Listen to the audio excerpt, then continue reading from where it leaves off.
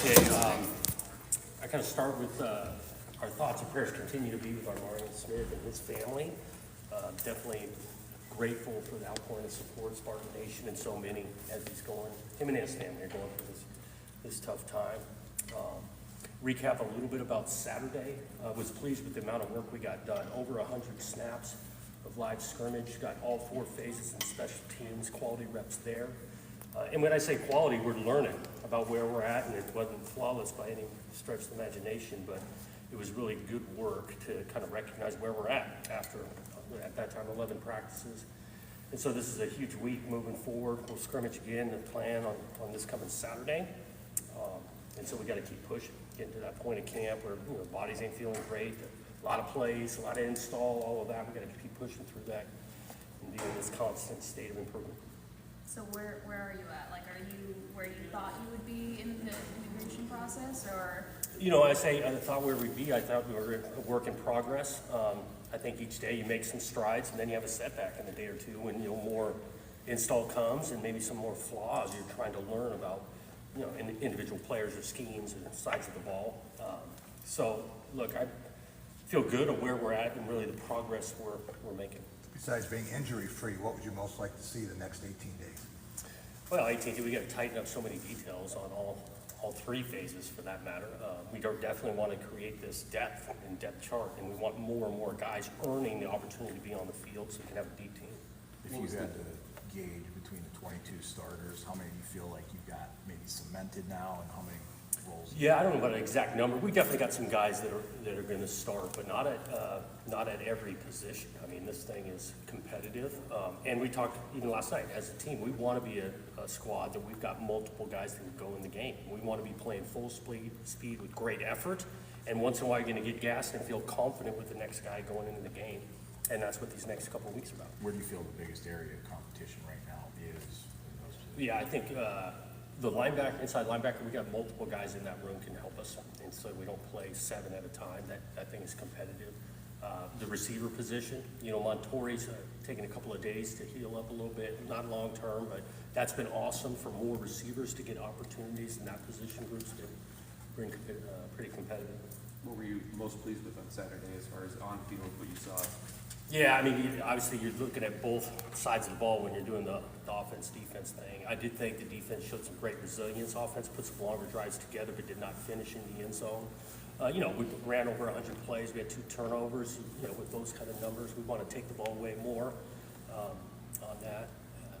We had some, third down efficiency defensively really good, except for we converted on a few extra longs on third down, which is great by the offense. Did you guys come out of it pretty healthy? You mentioned Montoya, but overall, Nothing of the long term. Like I said, getting that point in camp, we definitely got some guys that we're being smart with, bumps and bruises, but nothing, no guys are missing the season right now. How hard is it to tell when the offense makes big plays like that, if it's that or? I know, it's not always easy. I mean, sometimes if the big plays are coming off a bust by the defense, that tells you something, but when things are contested, both sides, and guys make plays, you can kind of separate, well, that was a better play than just giving like a freebie on a bust. Do you kind of expect defense to be ahead of the offense at this stage, or so is that the case? Yeah, you do, because again, offense, all 11 guys, the procedure showed up a little bit, which is typical for a first scrimmage, a couple false starts type of thing, so that's not shocking to have, the defensive side be a little ahead on the majority of it. How do you see the defense gaining a grasp of the system carrying over from the spring? Yep. Better than the spring? Yep, way better than the spring as it comes. And, I think, again, this defensive staff, Joe Rossi does a good job in regards to simplifying the thing and the detail of it. We're not there exactly on our detail of it, but I do feel like from spring to where we are now, a lot of progress. How do you guys approach the last few days? You got to go over the film with those guys to kind of look back, and then I guess this week you mentioned about it being a big week. Obviously, there's things you want to see. What are the big details that you want to see ironed out between scrimmage 1 and 2? I think identification offensively, making sure we are targeted correctly, get our pad level down. Just overall offensively, we want to see it. Defensively, continue to step up on our communication. Again, those coaches have been all over them, but let's face it, the offenses aren't just going to line up in one spot and stay there. Motions go across, the calls coming, awareness of situations needs to take another step, whether we're third down, we get some 2-minute coming. We've done that a little, we'll do it again tomorrow. I mean, just awareness of the situations. When you've got Aiden and you've got weapons like Bellarmine and Montori, how valuable is that for the defense? It's great. They need to go against good competition, both sides of it, right? And, we're a better team. When I talk about it, you should get exposed in practice if you're not playing full speed with great technique and knowing what you're doing. And so on both sides, if we can raise our level of play, that's only going to help our team. How do you feel like the O-line's coming along? When we talked to you last week, you mentioned the front seven had been doing some good things, just some padded practices and scrimmage. Where's the O-line? They're progressive. They are. It's nice. Brandon standing left tackle, getting some quality work there. Coming in, Luke Newman's doing a nice job at guard. That's a nice addition we didn't have in the spring. So they're working. Rakeem Johnson, true freshman. He's had a bunch of good snaps, athletic. So we kind of like where that group's. And a typical Jim Mahal-Checo line, we've got multiple guys playing multiple spots. They're not just staying at one spot. And so we're working through that to create some depth. How did Aiden and Brian and the linebackers and Joe, how did they work in kind of like the first by fire trial with those? Yep, I think it's solid. We've been using the walkie-talkie for the direct communication. What was really new is we did take the tablets out there, and so tried to recreate that on the sidelines, adjustments in between series and things. So that was new on everybody. We'll try to recreate it again this next Saturday. But overall, I felt like the process, the procedure of getting the call in, getting the ball snapped was pretty good. Is there you sound, I don't want to say you sound different in your urgency, but you sound like somebody who can feel the game coming. It's getting closer, I know.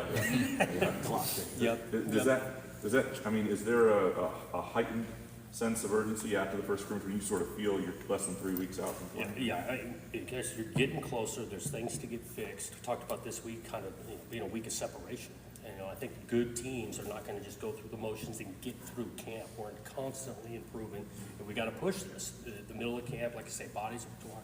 Even on the mental side, we got to keep pushing on it.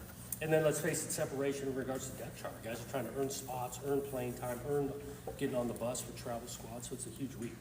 Some new staff situations, Meat and Blue in the secondary, and Chad and Keith with the special teams. How's that cohesion working out? Feeling really good. Start with the secondary, those two guys working together. I love the fact, we got a lot of DBs, and I love the fact that we got two guys to be able to drill down on two positions, but they also work together, right, with communication and all of that. I think on the special team side, I feel like we got some buy-in from this team when you got multiple presenters, Keith doing more of the return game, Chad in the coverage side. And they've got help, it's not just those two guys running it. Each position guys have roles in it. We got some buy-in. How do you feel about using stars, offensive guys, or every down guys as return guys? Some people don't like to do that.